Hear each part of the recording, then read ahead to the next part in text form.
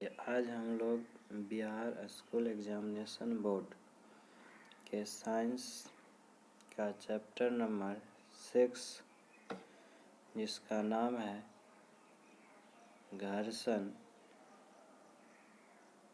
के कारण cause of friction, उसका हम लोग अभ्यास के प्रश्न उत्तर देखेंगे।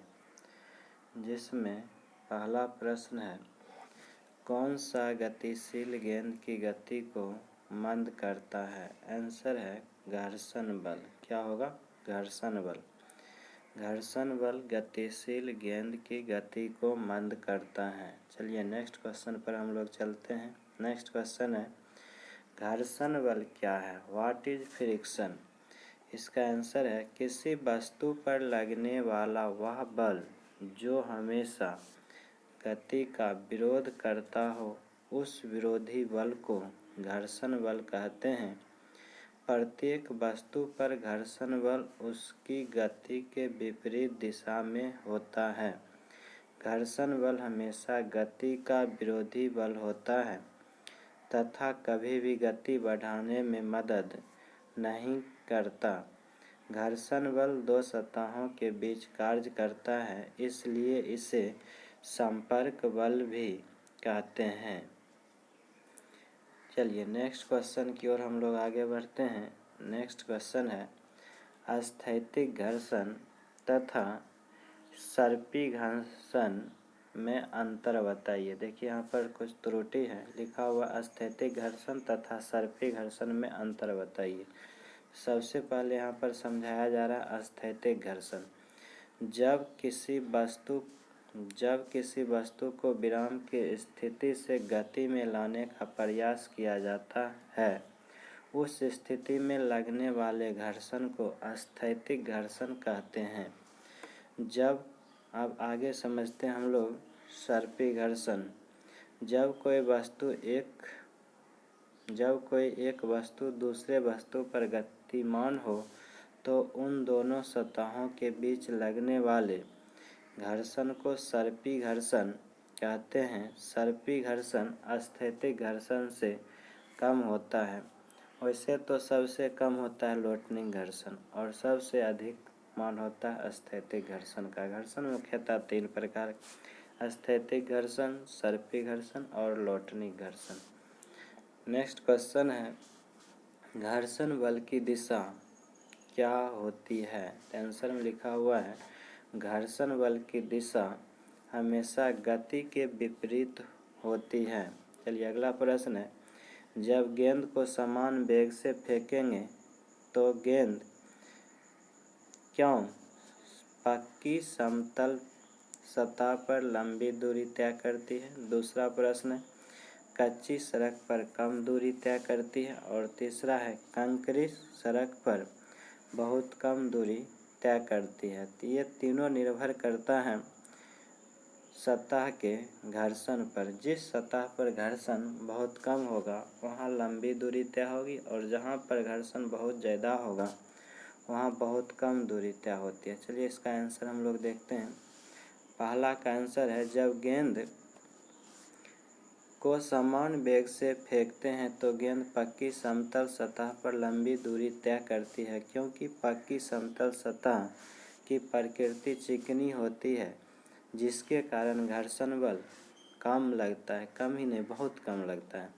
चलिए नेक्स्ट का आंसर है, कच्ची सड़क पर गेंद कम दूरी तय करती है क्योंकि यहाँ घर्षण बल ज़्यादा होता है। और तीसरा का आंसर है, कंकरीली सड़क की सतह काफ़ी खुरदरा है, जिसके कारण यह घर्षण बल बहुत अधिक कार्य करता है। परिणाम स्वरूप गेंद बहुत कम दूरी तय करती है। चलिए अगला प्रश्न है, जब एक वस्तु दूसरी वस्तु की सतह पर गति करती है तो कौन वस्तु घर्षण प्रदर्शित करेगी? पहला ऑप्शन है निचली वस्तु की सतह, ऊपरी गतिशील वस्तु की सतह और तीसरा है दोनों वस्तु की सतह। आंसर होगा दोनों वस्तु की सतह। चलिए अगला प्रश्न है, खिलाड़ी द्वारा जूतों में कांटे का प्रयोग किया जाता है। तो आंसर में है कांटी जमीन में घुस जाती है, जिसके कारण जूता और जमीन में बहुत अच्छी संपर्क स्थापित हो जाता है। परिणाम स्वरूप घर्षण बल का मान अधिक हो जाता है और खिलाड़ी फिसल नहीं पाते हैं तथा अपने क्षमता के अनुसार प्रदर्शन कर पाते हैं। खिलाड़ी द्वारा जूतों में कांटी का प्रयोग करने का मुख्य कारण है घर्षण बल को बढ़ाना। चलिए अगला प्रश्न है, घर्षण हानिकारक वस्तु अनिवार्य है, क्यों? आंसर में सतहों के बीच घर्षण ऊर्जा का अपव्यय करते हैं। घर्षण के कारण वस्तुएं घिस जाती हैं। कपड़ा, जूता, चाकू, पेंसिल, पेन, बॉल बेयरिंग आदि घर्षण के कारण घिसकर खराब हो जाते हैं। एक समय ऐसा आता है टूट भी जाते हैं। मशीनों में घर्षण के कारण ऊर्जा का क्षय होते रहता है, तो दूसरी तरफ बिना घर्षण के हम पृथ्वी पर चल नहीं पाएंगे।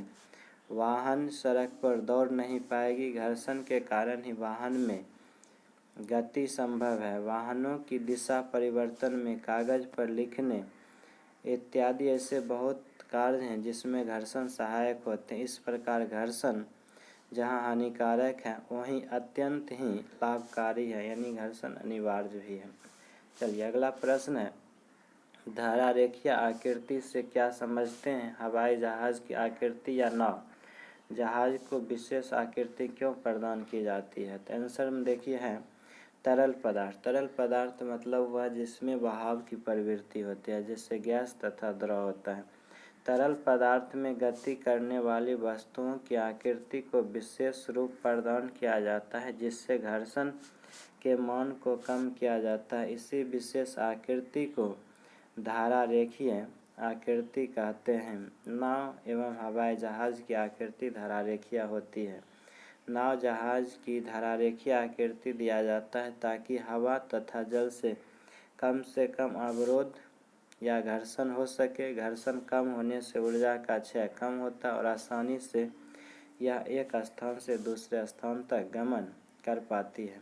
चलिए अगला प्रश्न है, खाली स्थानों को भरें। पहला है घर्षण वह बल है जो गति का डैश करता है, आंसर होगा विरोध। दूसरा है चिकनी सतह की अपेक्षा रूखी सतह डैश घर्षण उत्पन्न करती है, आंसर होगा अधिक। तीसरा है कैरम बोर्ड पर पाउडर के प्रयोग से घर्षण कम हो जाता है, तीसरा का आंसर होगा कम। चौथा है तरल घर्षण को कर्षण कहते हैं। और लास्ट है हवाई जहाज की आकृति डैश होती है, धारा रेखीय, जिससे हवा के कारण घर्षण कम हो जाए। एक बार और रिपीट इसको हम लोग करते हैं। घर्षण वह बल है जो गति का डैश करता है, तो आंसर हो जाएगा विरोध करता है। चलिए दूसरा है चिकनी सतह के अपेक्षा रूखी सतह पर घर्षण अधिक पाया जाता है। तीसरा प्रश्न है कैरम बोर्ड पर पाउडर प्रयोग से घर्षण कम हो जाता है। अगला है तरल घर्षण को कर्षण कहते हैं। और अगला है नेक्स्ट है हवाई जहाज की आकृति डैश होती है, जिससे हवा के कारण घर्षण कम हो जाता है, आंसर होगा धारा रेखीय। चलिए आज का लास्ट प्रश्न है, नीचे दिए गए कथन सत्य हैं या असत्य? पहला है जब किसी गेंद को किक करते हैं तो सदा के लिए लुढ़कती रहती है, ये गलत है। एक समय ऐसा आता है गेंद रुक जाता है, तो क्या होगा? असत्य। चलिए अगला है घर्षण के कारण ऊष्मा ऊर्जा उत्पन्न होती है, ये सही है। वस्तु के भार पर घर्षण का मान निर्भर करता है, एकदम सही है। और चौथा है अस्नेहक के प्रयोग से घर्षण का मान घट जाता है, ये भी सही है। तो इस तरह से हम लोगों का अभ्यास का प्रश्न खत्म हो गया।